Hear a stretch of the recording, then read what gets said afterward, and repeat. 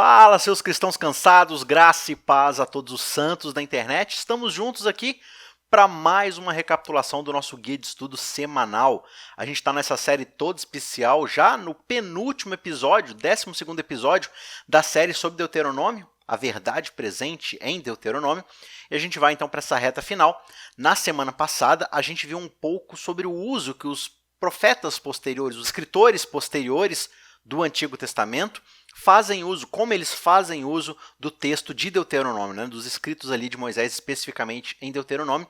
E hoje, nessa 12ª lição, nesse 12º episódio, a gente vai conversar um pouco aqui, recapitular alguns pontos sobre o uso do livro de Deuteronômio no Novo Testamento, nos autores neotestamentários, Jesus, os apóstolos, né, Paulo ali e tudo mais. Então fica com a gente que o episódio de hoje, essa recapitulação aqui tá bem legal, tá certo?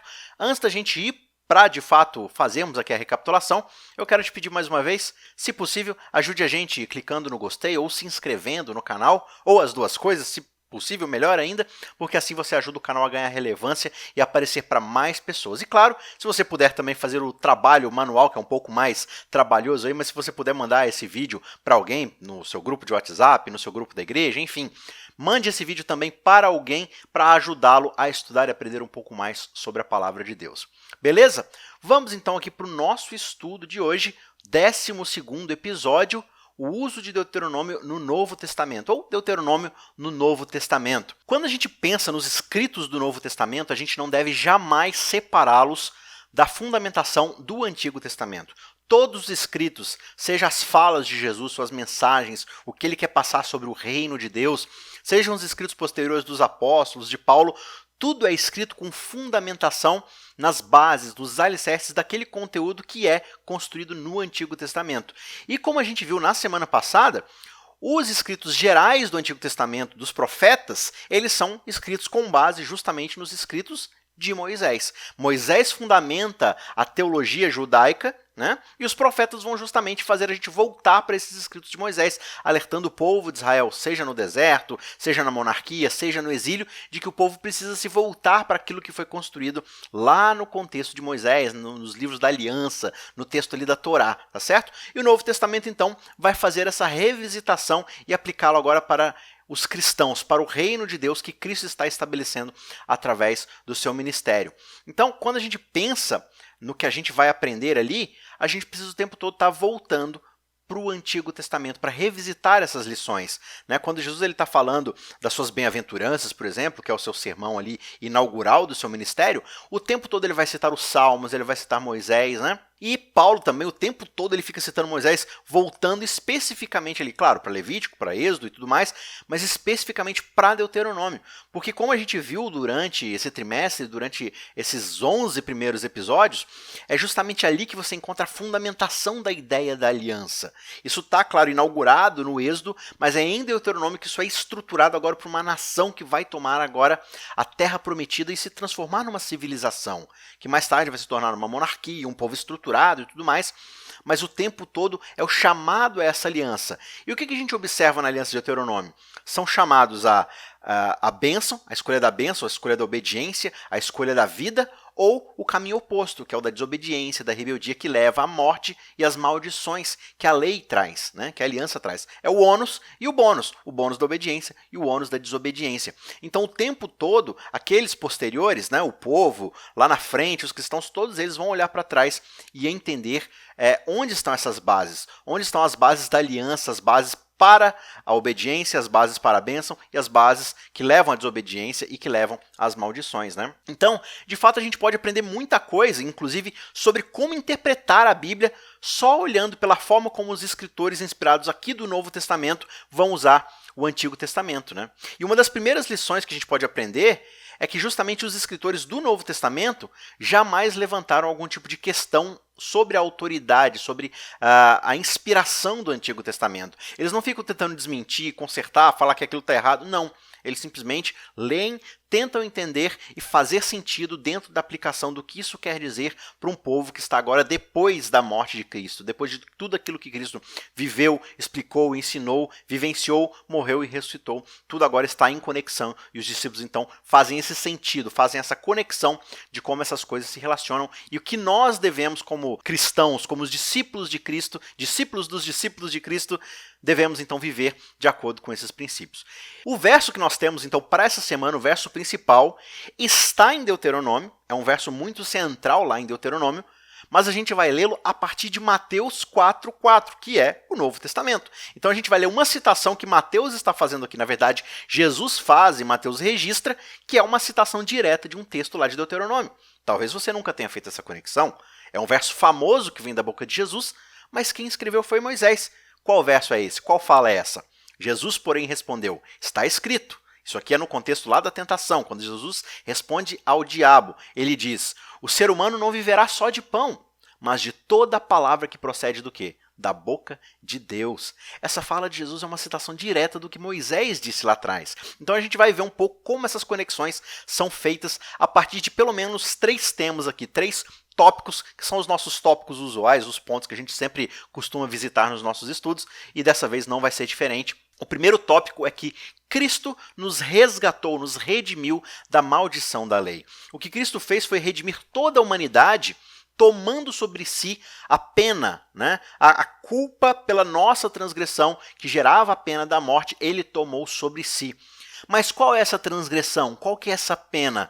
A gente só entende, então, a necessidade do evangelho, que é algo que é bastante anunciado, então, naquilo que a gente chama de evangelhos, né, que é a biografia de Jesus, mas no Novo Testamento em geral, Paulo fala muito ali do evangelho e tudo mais. Qual que é esse evangelho? Qual que é o evangelho eterno de Apocalipse, de João? Na verdade, o evangelho ele fala que nós fomos libertos, redimidos, toda a humanidade e aqueles que aceitam, na verdade, são redimidos da pena pela transgressão. Qual transgressão? A transgressão da lei que existe lá em Deuteronômio, que existe lá em Êxodo, da vontade de Deus que foi estabelecida na aliança. Então você não consegue entender a necessidade do evangelho sem entender as bases pelas quais a transgressão está acontecendo. Por exemplo, quando a gente lê aqui Deuteronômio capítulo 21, verso 22, diz assim, se alguém tiver cometido um pecado que é passível da pena de morte e tiver sido morto e vocês o pendurarem no madeiro, o seu cadáver não deve permanecer no madeiro durante a noite. É preciso sepultá-lo no mesmo dia, pois o que é pendurado no madeiro é maldito diante de Deus. Assim vocês não contaminarão a terra que o Senhor, seu Deus, lhes dá por herança. Então olha que interessante. É uma associação assim bastante curiosa, que talvez um olho desatento não faça, mas lá em Deuteronômio a gente já percebe uma ideia de que existe uma maldição sobre alguém que é pendurado no madeiro. Essa ideia de pendurado ali, talvez numa árvore, num tronco de árvore, num pedaço de madeira, mas é um tipo de punição pela transgressão de um pecado que é para a morte, certo? Então aquele que é pendurado é considerado diante de todo mundo como alguém que é maldito, e não só diante daquela comunidade, daquela civilização, mas diante do próprio Deus. Ele é maldito diante de Deus. Quem? Aquele que é pendurado no madeiro. Então são bases, são fundamentos que estão sendo estabelecidos aqui em Deuteronômio que talvez não faça muito sentido agora para o povo que está ouvindo isso imediatamente, para o povo de Israel lá começando a civilização. Mas isso vai reverberar lá na frente quando você começa a estudar os evangelhos e você vai perceber que Jesus é colocado aonde? No madeiro. E ele é considerado como maldito diante de Deus. Então são ecos que a gente vai observar reverberando lá na frente. Deuteronômio 27, 26, também complementando esse texto que a gente acabou de ler, diz o seguinte, maldito aquele que não confirmar, ou seja, que não obedecer às palavras da lei que foi dada a vocês, não as cumprindo. Aquele que não obedece à lei que Deuteronômio recapitula lá do Êxodo, que reaplica agora para essa civilização, que estabelece dentro do contexto da aliança do povo de Israel. Quem não obedece essa lei é considerado maldito. E aí o que vai acontecer? Ele é passível de morte por causa da transgressão. E aí ele vai ser pendurado no madeiro. E todos que olharem para essa pessoa pendurada no madeiro, porque desobedeceu à lei, por ser maldito, é considerado então maldito diante de todo mundo. Agora olha só, Paulo, lá em Gálatas, no capítulo 3, vai revisitar esse contexto aqui de Deuteronômio e vai mostrar como é que isso se aplica em Jesus. Veja só, Gálatas 3, verso 10 em diante. Pois todos os que são das obras da lei estão debaixo de maldição. Então Paulo está falando aqui que aqueles que tentam viver de acordo com a obediência da lei simplesmente, tentando ser justo diante de Deus meramente pelo seu esforço, está debaixo de todo o contexto da lei. E aí ele diz, citando justamente Deuteronômio, maldito todo aquele que não permanece em todas as coisas escritas no livro da lei para praticá-las. Então ele está falando assim, olha, quem tenta viver pela lei para ser salvo, tem que cumprir toda a lei. Não só as partes que você tem facilidade, não só aquelas partes que você julga ser mais importante. Quem, ao tentar viver pelas obras da lei, ficar abaixo de um só dos preceitos divinos, esse é considerado o quê? Maldito. E aí ele continua no verso 11. É evidente, portanto, que pela lei ninguém é justificado diante de Deus, porque o justo viverá pela fé. Então é um contexto que ele já vem trabalhando desde o capítulo 1, mas a ideia aqui é que, olha, já que não é possível cumprir a lei como um todo, no sentido de ser justificado, então a gente deve então buscar pela fé a salvação. Né? E aí ele diz então, no verso 12, ora, a lei não procede de fé, mas aquele que observar os seus preceitos, por eles viverá. Então aquele que tenta buscar uma salvação pela lei, está justamente anulando a lei, porque a lei não procede da promessa, da fé. É um contexto que Paulo cansa de trabalhar ali em Romanos também, né? A promessa que é feita lá atrás é que um substituto viria e pela fé nós deveríamos acreditar que a vida dele seria suficiente para cobrir as nossas transgressões, porque todos que tentam ali cumprir a lei vão invariavelmente falhar em algum ponto. Então não adianta a gente ficar criando desculpas. Olha, Senhor, esse pedaço aqui eu não consegui fazer não, mas olha todo esse aqui que eu consegui fazer. Não adianta. Ou você cumpre tudo, ou você depende da salvação unicamente pela fé. São coisas mutuamente exclusivas, uma anula a outra. Né? E aí ele diz então no verso 13, Cristo nos resgatou da maldição da lei, fazendo-se ele próprio maldição em nosso lugar. Porque está escrito, e agora Paulo vai citar Deuteronômio dizendo, maldito todo aquele que for pendurado no madeiro. Olha só, Paulo está pegando aquele verso estranho e esquisito lá de Deuteronômio e aplicando a Jesus Cristo. E o verso 14 ele diz, por que Cristo foi considerado maldito e pendurado no madeiro? Para que a bênção que foi prometida lá atrás a Abraão chegasse aos gentios, para que em Cristo Jesus todos nós recebêssemos pela fé o Espírito Santo que nos foi prometido. Então ele está falando aqui, olha, todo esse plano de Cristo de vir, o nosso substituto, de ser pendurado, de ser morto, para receber as nossas transgressões como pena dos nossos pecados sobre ele, para que ele sofresse, para que ele fosse considerado maldito diante de Deus e recebesse a justa pena que nós merecíamos, tudo isso acontece diante desse contexto. Quando você volta para Deuteronômio, quem desobedece à lei precisa ser punido. E quem obedece à lei perfeitamente recebe bênção e vida. Mas aí você chega no Evangelho e o que acontece? Jesus obedece perfeitamente à lei, portanto ele merece bênção, ele merece vida. Nós desobedecemos, nós falhamos miseravelmente em acertar a obediência diante de Deus. Todos nós somos considerados culpados, portanto o que a gente merece é o quê? Maldição, morte. Só que aí o que acontece? Há uma troca. A bênção que ele merecia, a vida que ele merecia, vem para nós. A morte que nós merecíamos, a maldição que nós merecíamos, vai para ele. Em 2 Coríntios, por exemplo, Paulo fala no capítulo 5, verso 21, aquele que não conheceu o pecado, Deus o fez pecado por nós, para que nele fôssemos feitos justiça de Deus. Agora é importante frisar uma ideia aqui que talvez possa surgir na cabeça de alguns que não conseguem enxergar o quadro geral. Jesus não nos resgatou da lei. Em momento algum, Jesus nos resgata da lei. Ele nos resgata da maldição de não cumprir a lei. É importante frisar isso daqui, porque é a maldição, ou seja, é a pena pela transgressão que é contra o infrator da lei, e não a lei em si. Paulo diz que a lei é santa, é justa e boa, todos os seus mandamentos são puros, são verdade, são caminhos de santidade. Obedecer à lei de Deus leva uma vida de santidade, ou seja, é bom para nós. O que é prometido lá em Deuteronômio para quem cumpre a lei é o quê? É bênção, é vida. Então a lei não é contra nós. Só que quando nós desobedecemos, o que a lei nos traz é a maldição. Por quê? Porque ela aponta justamente para o caminho de destruição que vai acontecer quando nós desobedecemos. É a ideia lá atrás do Éden. O dia que você comer do fruto, você vai se independer de Deus. E isso vai te conduzir a um caminho de morte. Né? Então, quando Cristo nos redime, Ele não está nos tirando de debaixo da lei, mas tirando-nos debaixo da destruição que a desobediência da lei vai nos causar, porque a gente vai viver um caminho de destruição aos poucos. Pode não parecer agora, pode não parecer daqui a um tempo, mas ao fim, o caminho que ao homem parece direito, seus próprios caminhos, no final, são caminhos de morte. Então, a expiação de Cristo, é preciso a gente entender isso, faz muito mais do que simplesmente livrar o transgressor da pena. Sim, a transgressão é colocada em Cristo e nós somos libertos dessa maldição. Só que essa expiação de Cristo também permite que o pecador seja redimido, ou seja restaurado dentro de um relacionamento de santidade com o Deus Criador. O pecado nos alienou de Deus, nos afastou do Deus Santo. E, portanto, a gente vive essa vida de desobediência, de rebeldia. Mas agora, em Cristo Jesus, nós somos redimidos num relacionamento com o Pai.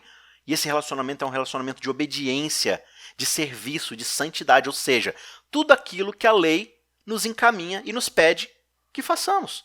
Tudo isso agora flui por causa desse Espírito que nos é entregue pela promessa lá feita a Abraão. Esse Espírito toma conta de nós e nós somos restaurados àquele relacionamento que a lei simplesmente apontava que nós vivêssemos.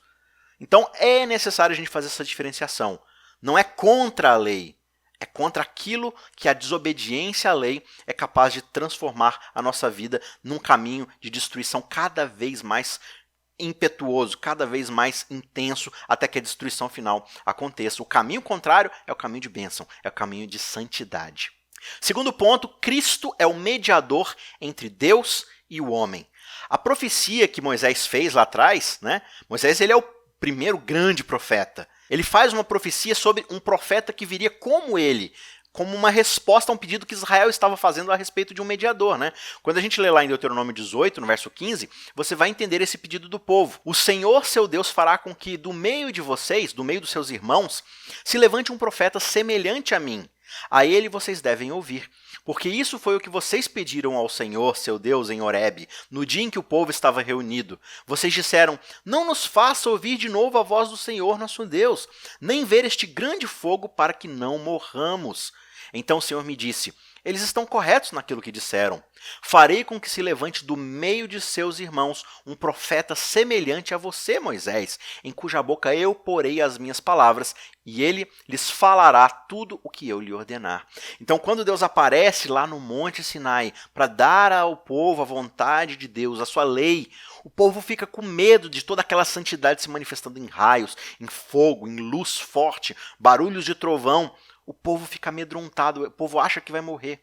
E de fato, para nós pecadores, quando nós admiramos a totalidade da santidade divina, ou mesmo que uma fração apenas da santidade divina, como Moisés acaba observando lá em cima no monte, quando Deus passa diante de uma fresta, isso é assustador, porque a glória, a sua santidade, ela é intensa e principalmente ela é incompatível com o pecado. Então ela destrói o pecado. E nós, como pecadores, como portadores do pecado em nós estamos diante de algo que é mortal contra nós. Então o povo se vira para Moisés e fala, Moisés, a gente não pode interagir com Deus diretamente, a gente precisa de alguém que faça a mediação, alguém que possa reconectar esse relacionamento sem que nós morramos. Porque nós não temos a capacidade, novamente, de se relacionar diretamente com Deus. Então, assim como Moisés é mediador para o povo, para ir lá, buscar a lei, trazer a lei para o povo, explicar, conduzir o povo, exortar, instruir, Moisés promete que alguém no futuro viria para fazer a mesma coisa. E aí, muitos séculos depois, você pega, por exemplo, Pedro e Estevão citando esse texto em referência justamente a Jesus. Eles aplicam essa ideia desse novo mediador que viria para falar que Jesus era essa pessoa, era essa promessa. Então, para eles, para Pedro, para Estevão e outros discípulos, né, Jesus era o cumprimento do que havia sido falado por Moisés. Né? E agora eles dizem para os líderes religiosos da época de Jesus que obedeçam as palavras que Cristo ensinou, que se atentem para aquilo que Cristo está dizendo. Mesmo eles o tendo matado, que eles se arrependam e ouçam o que ele tinha falado, e se arrependam dos seus caminhos e vivam agora segundo essas instruções, porque ele era esse mediador, né? Quando a gente observa todos os profetas no decorrer do Antigo Testamento, claro que todos eles são de fato assim, uma espécie de cumprimento provisório dessa promessa, né? Tanto antes como depois de Jesus. Eles são essa espécie de resposta a isso. Mas o cumprimento de fato absoluto se encontra na pessoa de Jesus Cristo. Ele é esse mediador. Hebreus, no capítulo 1, Logo na sua abertura, nos versos 1 e 2, ele vai dizer: antigamente Deus falou muitas vezes e de muitas maneiras aos nossos pais, através dos profetas. Mas nestes últimos dias ele nos falou pelo Filho. O Filho é a revelação final, a quem ele constituiu como herdeiro de todas as coisas e pelo qual também fez o universo. Então o autor de Hebreus aponta pra gente que Jesus é o cumprimento final da revelação divina. É aquele que vem de fato para restaurar esse relacionamento que deveria acontecer lá na aliança, quando foi estabelecida lá em Deuteronômio, mas que foi quebrada sucessivamente nas páginas do Antigo Testamento. Jesus então vem para novamente restaurar, fazendo esse meio de campo, fazendo essa mediação. Como Paulo fala lá em 1 Timóteo 2, verso 5, Jesus é o verdadeiro mediador entre Deus e os homens. Ele faz essa restauração para que tenhamos novamente um relacionamento de santidade com esse Deus. Finalmente, então, vamos para o tópico número 3. Deus não tem um plano reserva para salvar a humanidade. Como assim? O que isso quer dizer? Deus não tem um plano reserva para salvar a humanidade? Exatamente. O único jeito, a única maneira de sermos salvos é aceitando o sacrifício de Cristo em nosso lugar. É aceitando o senhorio de Jesus em nossas vidas. Não existe um outro meio. Eu vou rejeitar aqui o plano de Jesus porque, na verdade, eu vou tentar fazer aqui do meu jeito. Eu vou tentar dar um jeito aqui de eu mesmo alcançar a minha própria salvação, de alguma forma e tudo mais. Não existe outra forma. Tanto lá em Deuteronômio, no capítulo 32, como em Hebreus, no capítulo 10, Deus fala em primeira pessoa: a mim pertence tanto a vingança como a retribuição. E é o Senhor quem fará justiça ao seu povo e também é o Senhor que se compadecerá dos seus servos. É através dele e somente por meio dele. Quando você pega tanto Moisés quanto Paulo registrando essa fala de Deus, para os dois, isso se trata simplesmente da abundância de luz e misericórdia que Deus está derramando sobre o seu povo. E ao mesmo tempo o contraste da incapacidade do povo de ver isso com um senso de urgência, de importância, de fato se voltar para Deus, se arrepender dos seus maus caminhos e clamar pelo uso dessa misericórdia.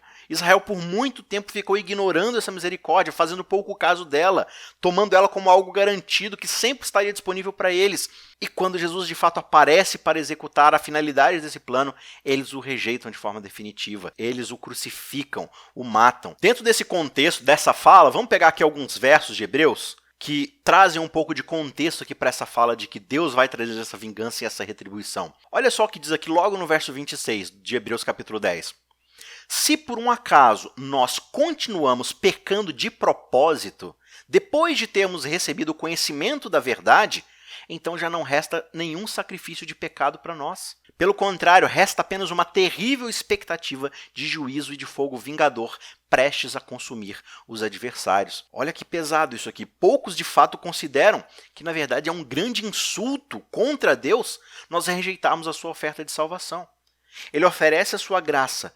Ele morreu por nós, ele fez o sacrifício definitivo, último, em nosso favor. O próprio Deus assume forma humana e morre em nosso lugar. Se nós, diante dessa misericórdia, diante dessa graça oferecida, falamos: não, obrigado, vou continuar em desobediência declarada, vou continuar fazendo do meu próprio jeito, não resta mais nada, não tem um plano B, não tem uma outra alternativa. Não existe mais perdão. O que resta para nós é a certeza de um julgamento destruidor. É a certeza do fogo final e definitivo, que vai nos extinguir de uma vez por todas. Então, a graça e a misericórdia de Deus é oferecida constantemente. Se nós dizemos não obrigado, o que sobra para nós? Jesus conta lá em Mateus 22 aquela parábola da festa, né? Que o rei dá uma festa e manda chamar os convidados não só rejeitam o convite da festa, como eles batem nos servos que vão fazer o convite, eles matam esses servos, ignoram completamente o convite. O rei fica furioso e manda que seus soldados exterminem, prendam, acabem com aqueles súditos que mataram os servos que foram levar o convite, que foram levar ali esse convite que o rei estava fazendo. Então, essa é uma aplicação que Jesus está falando ali através dessa história, de que a oferta da salvação, a oferta para entrar no reino, ela é gratuita.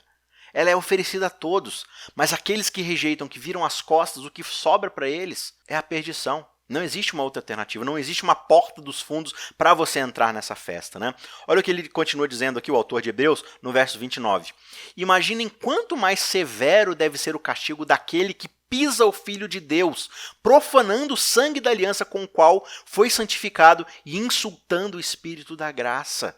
Ele está falando aqui, olha, o Espírito vem até essa pessoa, fala ao seu ouvido, mostra para ele os seus erros, o convence do pecado e diante disso ele insulta o Espírito. Como? Dizendo, Espírito, para de falar comigo, eu não quero dar ouvidos a essa exortação, eu quero continuar vivendo do meu próprio jeito.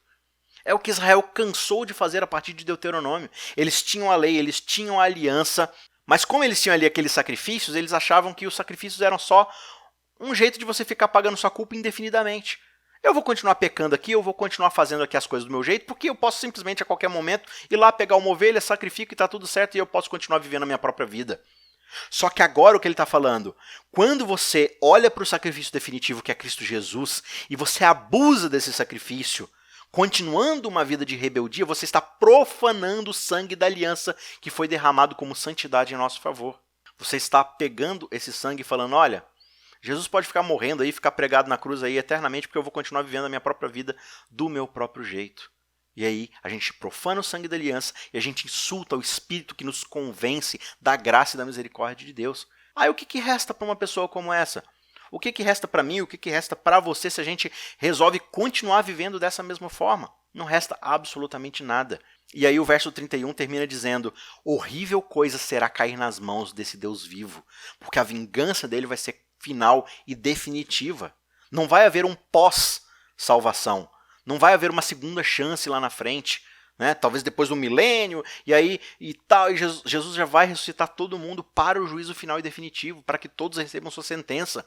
Não vai ter um levanta a mão aí, quem mudou de ideia agora de última hora. Não, acabou. Por quê? Porque o caminho da rebeldia e da desobediência nos conduz cada vez para mais longe de Deus, até chegarmos a um ponto onde a gente simplesmente não quer mais olhar para trás e voltar aos nossos caminhos. A gente só quer seguir em frente no caminho de destruição, né? Então, é preciso enfatizar isso. Não há um plano reserva para aqueles que rejeitam a oferta de salvação que Cristo oferece através do seu sacrifício lá na cruz. E essa é a grande ideia que Deuteronômio traz para a gente, lá no capítulo 32, verso 29. Né? A exortação que Moisés faz, falando do que Deus está pedindo do povo é: quem dera vocês fossem sábios, entendendo isso e compreendendo qual vai ser o fim se vocês escolherem o caminho de rebeldia. Escolham a vida, é a exortação divina lá em Deuteronômio. Escolham a vida para que vocês vivam, para que vocês sejam de fato abençoados. Para a gente concluir então esse nosso estudo, eu quero ler para vocês aqui uma citação de Ellen White, que está no livro A Fé pela Qual Eu Vivo, nas páginas 99 e 100. Ela diz, se os pecadores forem levados a contemplar com fervor a cruz, se alcançarem visão ampla do Salvador crucificado, reconhecerão a profundeza da compaixão de Deus e a malignidade do pecado. Quando ao pé da cruz o pecador contempla aquele que morreu para salvá-lo, pode rejubilar-se com grande alegria, pois seus pecados estão perdoados. Ao ajoelhar-se em fé junto à cruz, alcançou ele o mais alto lugar que o homem pode atingir. Ao lerdes as promessas, lembrai-vos de que são a expressão de amor e misericórdia indizíveis.